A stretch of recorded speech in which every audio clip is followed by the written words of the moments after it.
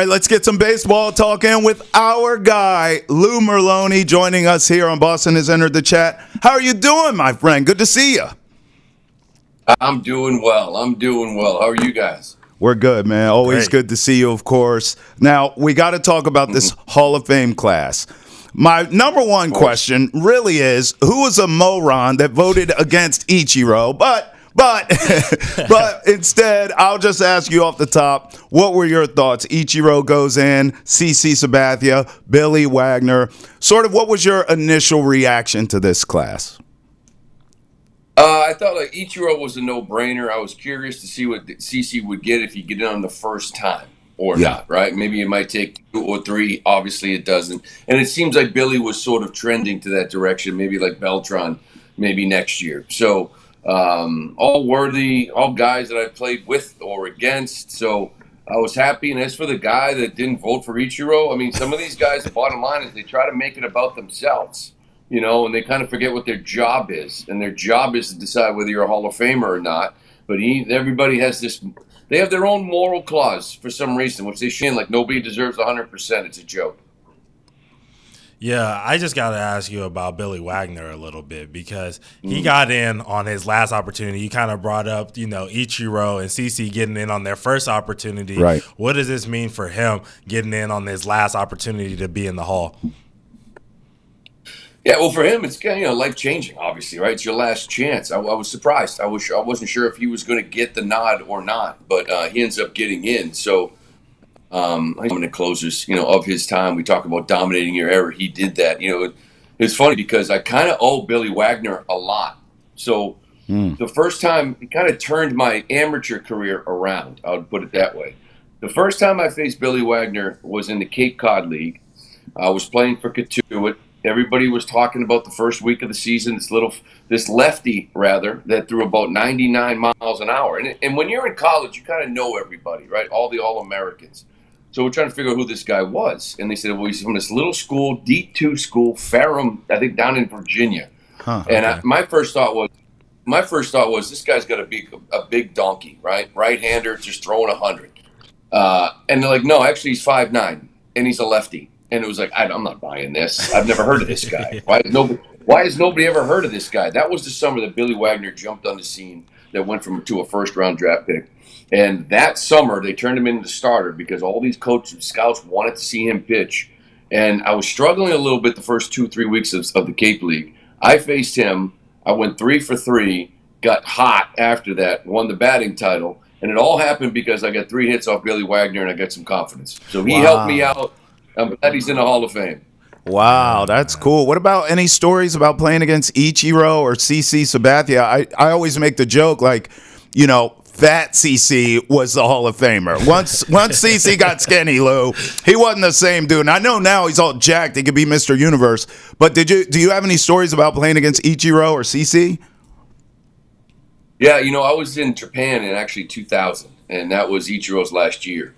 And he came over, and everybody was like, do you think this style will play? Do you think he'll be a good hitter? And I remember watching him, and the Japanese hitters were a little bit different. They'd take that, lefties especially, would take that swing. They'd bail out towards first base. And you're like, how does he not roll sinkers away, change-ups? How does he stay back?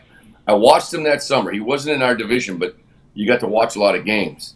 And I couldn't get over the coverage. I couldn't get over how he covered the outer half, how he would lace balls to left. A little soft inside he pulled, with power. It was like the complete package to go with the defense.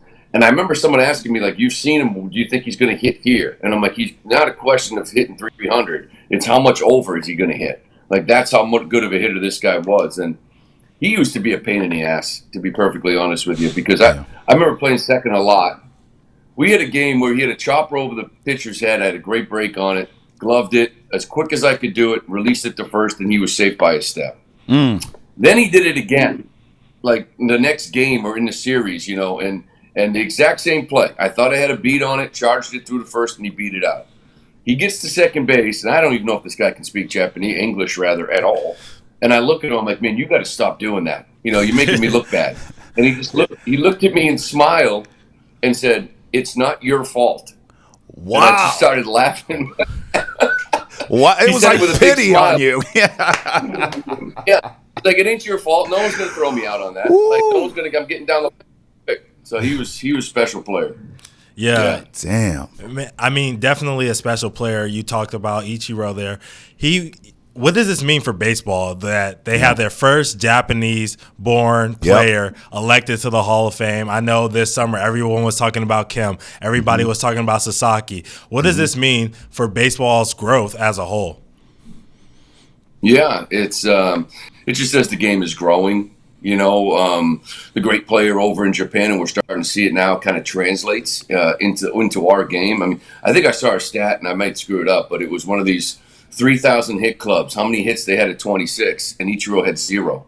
You know, in America, which is amazing that he got it. You know what I mean? Like at 26, he didn't have a hit. Most of the 3,000 hit club guys are guys that came to the big leagues at 20, 21, had a long career. He was 26 and didn't have one. So I just think it speaks to the growth. But CC, I'm happy with, man, because I played with him for 2 years, and he's such a great dude. Like, he really is. And you're right. Like, when he got skinny, he wasn't the same guy. Yeah. When he get some weight back on there and start healing again. Yeah, none of us are, Lou. That's why I eat every day. I make sure I'm as husky as possible. I want to ask you, because we had a graphic up of some of these votes here. I saw that Dustin Pedroia actually got 47 votes, which is pretty much 12%. You know, I guess just give me your thoughts here. It's first year of eligibility, 47 votes. You know, do you think Pedroia, does he ever get in one day, Lou? Yeah, you know, this is one of those things where I'm glad he remains on it. That's a good start. So it's sort of like what we just saw with Billy Wagner, right? 10 years. So it is amazing. You start looking at the classes. Like, I already saw last year's class, and I don't know if there is a Hall of Famer, you know, in the guys that are eligible. So all of a sudden now maybe his case grows, right? And next thing you know, like, you know, the people start comparing him to others, and the case continues to grow. So I think he's sort of in like a similar category as a guy like Nomar Garcia-Parra. You know, I mean, when they played, they were Hall of Famers. There's no question. But I think there'll be some voters out there saying, I needed 2-3 more years. You know, I needed 3 more years, 4 more years from these guys. Unfortunately, injuries played a role, but there was no question. Like, while they played and were healthy, whether it be only 7 years, 8 years, whatever it may be, like, both of those guys are Hall of Famers. It's just that the careers maybe weren't long enough. That's what they might tell you. Yeah, what about another former Red Sox and Manny Ramirez? He missed out this year. Yep. Next year, he has the opportunity to have his last year on the ballot as well. Will he have kind of a Billy Wagner story where he sneaks in next year, or are you thinking it's kind of over for Manny? Yeah, unfortunately, I think that's going to be too big of a jump for him to overcome. And you know, and I know this is kind of like the controversy when it comes to Hall of Fame voting. But my thing is this: like, when reporters try to figure out who took steroids and who didn't take steroids, and I know Manny got caught with it and tested positive and got suspended, I think they're playing a dangerous game. So for me, it is Manny Ramirez is a Hall of Famer, Alex Rodriguez is a Hall of Famer, Roger Clemens is a Hall of Famer, and Barry Bonds are all. Pete Rose is a Hall of Famer. Like, it's just, what did you do on the baseball field? And in your era, you want to put it on a plaque, the era that they played, and put on a plaque that he got caught. But they were the greatest players that I played against. They were in that category. I played with Manny. I saw it every single day. Like it's to me, they're Hall of Famers. Like, this is our job as a hitter, to go up there and try to get hits. And the guy that did it more than anybody to ever play the game is not in the Hall of Fame. I know what he did. We all know what he did. Put on a plaque. But also put the man in the Hall of Fame. Yeah, I completely agree with you. So does Ountae. Like, we literally caught the Holy Ghost while you were preaching that. So I almost want to stay here for a second and just go further into this. Of some of these cats, Lou, had Hall of Fame careers before they allegedly took the stuff any damn ways. Clemens, Bonds, we know the names. Do you think, I mean, whatever will happen with this era of baseball, Lou, clearly they're not getting in the Hall of Fame, but is there another way in which baseball can celebrate almost an entire generation, it feels like, of baseball players who deserve it? Or do you think this is just what it is? Baseball has turned their back on all these guys, and that's what it is, and that's what we're going to deal with in the future forever? You know, I almost feel like it's kind of split, because the way they got a shot is at the Veterans Committee. Unfortunately, I feel like it's the veterans that played before them that maybe have harsher stances on this whole thing. You know what I mean? I feel like guys, my era, my age, if you talk to them, and I'm doing it all week here in fantasy camp. Some of the guys I play with, you always talk about the Hall of Famers. And it's sort of like the guys that actually played through that era look at it and say, well, I don't know who was taking it and who wasn't. Like, people just think just because you look jacked and gained 40 pounds, you were taking it. That wasn't the case.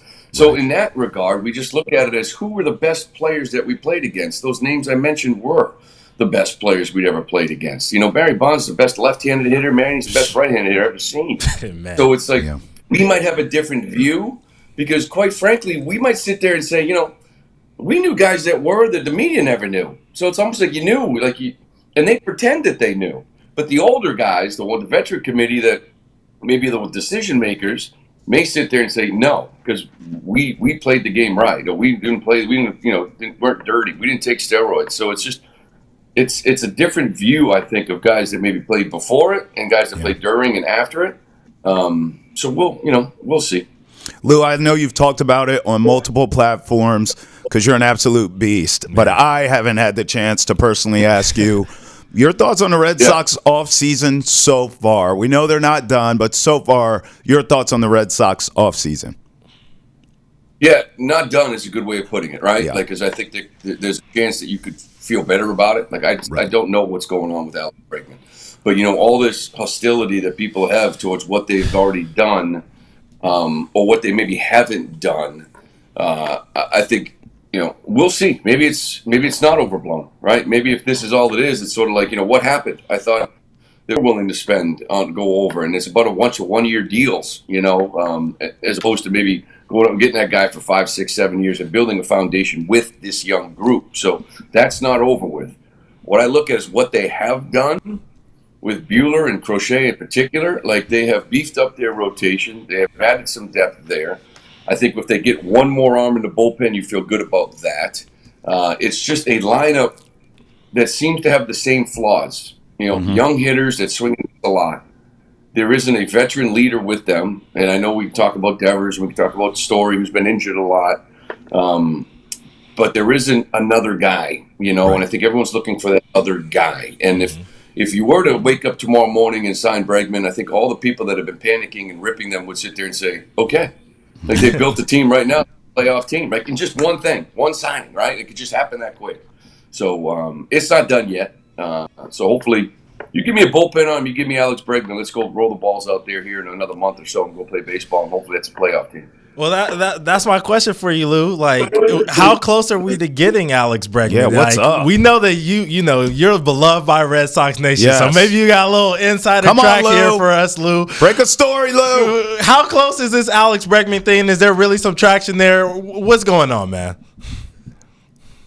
I think it's like anything else. Maybe I don't love the approach of sort of contacting him and making an initial offer that probably isn't representative of what he else has. So whether that gap gets closed here in the next week or so, because I think that's where we're at right now. I personally believe, and we'll see who else comes into play. I just don't think anybody wants to go to Toronto. And I know Santander did, but it's sort of like, he got paid. Let's face it. They had to pay to get him there. And Detroit, I think, is an option. We don't know how far they're willing to extend themselves. So I've always felt like he's sort of waiting for the Red Sox to step up and come close, and we'll see if that happens.